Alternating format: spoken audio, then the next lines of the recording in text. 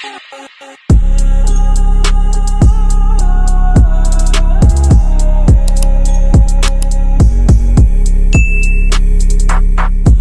байцгаана уу эрхэм хүндэт сонсогч нараа. Та бүхэн өнөөдөр нэгэн болсон явдал гэмт хэрэг ярьж өгөхөөр бэлтлээ. Хэрэг болсноос хойш 26 жилийн дараа илэрсэн тухай ярьж өгөх гэж байна. За ингээд хэрэг рүү орцгоё. 1999 оны 11 сарын 13-ны өдөр Японы Айчи аймгийн Нагоя хотын иргэн Намико Такаха өөрийн гэртээ хутганы шархтай нас барсан олдсон. Намико тэр үед 32 настай байсан бөгөөд гэрийн эцэгтэй байжээ. Хохирогчийн цогцос өдрийн 2 цаг үед олдсон бөгөөд түргэн тусламж цагдаа нар тухайн цагт ирсэн. Түүний 2 настай хүүн мөн халдлагын үеэр ээжтэйгээ хамт байсан бөгөөд ээжигээ хүнд хутгалуулан алуулж байгааг харсан ба азар хүүд гар хүрээгүй байжээ. За тухайн гэмт хэрэг болсон өдрийн үйл явдлыг цаг цагаар нь тодорхойлъё гэвэл цагт өглөөний 9 цагт тухайн үед 43 настай байсан нөхөр нь ажилдаа явсан. 11 цагт хохирогч хүүтэйгээ хамт эмнэлэгт очиж үзүүлсэн. Ямар үйлчилгээ авсан нь тодорхойгүй. Тэгээд 40 минутын дараа гэртээ ирсэн. 12 цагт тухайн Намикогийн орон сууцны оршин суугчид машины зогсоол дээр с ิจ гтэй хүн явж байгааг харсан гэсэн. 12-оос 1 цагийн үед Намикогийн найз нар Намикотой холбогдох гэж чадахгүй байсан. 1 цагт Намикогийн байрнаас тавилга хөдөлгөн байрлуулж байгаа мэт чимээ гарсан гэж байрны оршин суугчид гомдолсон. Дараа нь мөн тэд шатаар хүн хурдан гүйж буух чимээг сонсчээ. 2 цагт байрны эзэн хохирогчийн цогцыг олсон. 12-оос 1 цагийн хооронд гэрийн эцэгтэй гэртээ алуулсан. Үүдээр нь хүч хэрэглэн орсон шинж тэмдэг байхгүй байсан нь хохирогч алуурчин таньдаг эсвэл өөрийн сайн дураар гэртээ оруулсныг илчилнэ. Нөхөр нь үүнийг баталж эхнэр нь хизээж танихгүй хүнд хаалга тайлж өгдөггүй байсан болохыг хэлжээ. За хохирогчийн хүзүү болон гар нь хутганы шархтай байсан ба гарын дахь шарх нь өөрийгөө хамгаалах гэсэн оролдлогоос үүссэн байх гэж тогтоосон. Задлан шинжилгээний дүгнэлтээр Намико цус ихээр алдсны улмаас нас барсан болох нь тогтогджээ. Намико өөрлөө дайрч байхад коридороос галтгооны өрөө рүү мөлгсөн мөр үлдсэн. Түүний хүү дайралт болж байх үед хоолны ширээний ард сууж байсан бөгөөд хохирогч хүүгээ хамгаалахын тулд алуурчны өдөөс хамгаалах үйлдэл гаргасан байна. Алуурчин мөн халдлага үйлдэх үедээ шархтсан бөгөөд цагдаагийн тайлангаас угаалгын өрөөнд цусны толгов үлдсэн байсан нь алуурчин цутгаасаа өмнө цусаа угаах арилгах гэж оролцсныг илтгэнэ. Цустай гутлын мөр мөн том өрөөний хевсэн дээрээс илэрсэн бөгөөд тагийг нь онгойлгосон уух зүйл үлдсэн байв. Тэр уух зүйл нь сүүн хүчлийн ундаа байсан ба цорвол нь байхгүй мөн коридорт зарим хэсэг нь асарсан байж. Нөхөр нь уг ундааг гэрийнх нь юусоо уудаггүй огт худалдаж авдаггүй байсан учраас алуурчин байрж орж ирсэн байх гэсэн. Ундааны serial дугаараар шалгахад уг ундааг хохирогчийн гэрээс 2 км-ийн зайтай дэлгүүрээс худалдаж авсан болох нь тогтогдсон. 2 цагийн үед байрны эзэн Намикогийн гэрт ирсэн ба тухайн үед байрны эзэн оршин суугч нартаа илжгэн чих тараагаад явж байсан аж. Хаалганы хонхыг дарахад хүн онгойлохгүй байсан. Түлхээд үцэцэл хаалга нь онгойж байхаар нь дотор нь ортол коридорт нь Намико нүрээ шал руу харуулсан байдалтай хэвтэж байхыг олсон байна.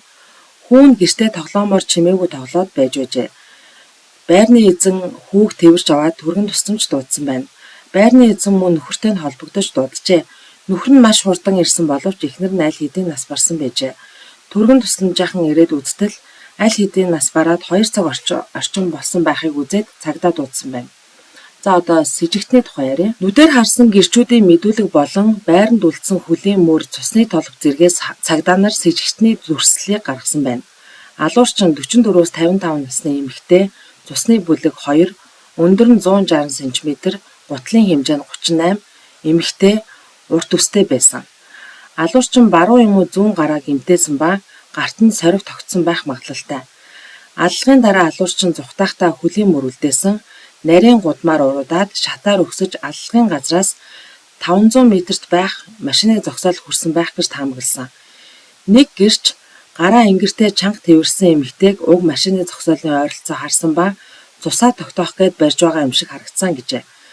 С ิจ гтэн сүүлд харагдсан гих газраас 10 м-ийн зайнаас цагдаа нар цусны мөр олгоо болжээ. Цэцэрлэгт байх усан санд цусаа угаасан байх магадлалтай гэж үзсэн. Цагдаа нар мөн тэр газар орчимд с ิจ гтэн машинаа тавьсан байгаад унаад явсан. Эсвэл тэндээс нь хүн тоссон байх гэж таамагласан.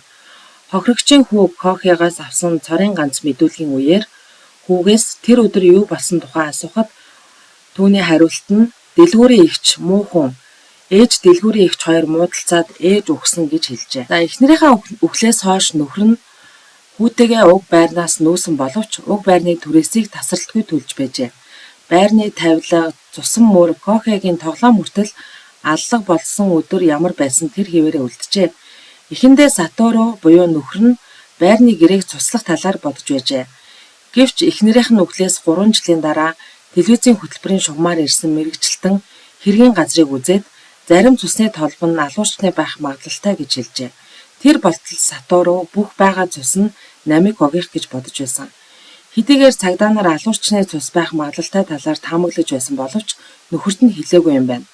Үүнээс үүдэн хэргийн газрын талаар олон зүйлийг тэр мэдэхгүй болохоо ойлгоод хэргийн газрыг тэр хിവэр нь хадгалсан зөв гэсэн шийдвэрт хүрчээ. Хэргийн газарт хэрэгтнийг авчираад яг тэр хэрэг гарсан үед юу болсон талаар тайлбарлаасай гэсэн хүсэлтэд автаж хэргийн газрын түрээсийн төлбөрийг нийт 26 жил төлсөн байна.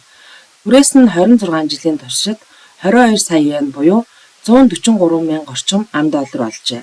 Сатору хэлэхдээ тэтгэврт гарсны дараа байрны түрээсийг үргэлжлүүлэн төлөх маш хэцүү болж ирсэн. Тэгээд хүү тэр хоёр хэрэгтний хэн болохыг мэдэхгүй тавиад явуулчих үедээ гэж ихэд айдаг байсан тухайгаа хэлсэн байна. Хохирогчийн хүү Кохе хэргийн дараа сэтгэл зүйчийн үйлчилгээ авсан бөгөөд аав нь үргэлжлүүлэн өсгөжээ. За Сатору бусад олон хэргийн хохирогч нартай нэгдэн Деважингийн цугларалт нэртэй группт нэгдэн засгийн газрыг хүн амны хэргийн хүн хилцэх хугацаагүй болгож өгөхийг шаардсан засгийн газраас хүсэл тавин тэмцэж байжээ. Уг хууль 2010 онд шинжлэгдэн хүн амны хэрэг зэрэг хүн тэргүүдийн хүн хилцэх хугацааг урд нь 15 жил байсныг нь хугацаагүй болгон өөрчлүүлж чадсан байна. Ингэснээр Айчин аймгийн цагдаа нар хэргийн мөрдлөгөө үргэлжлүүлэх боломжтой олжээ.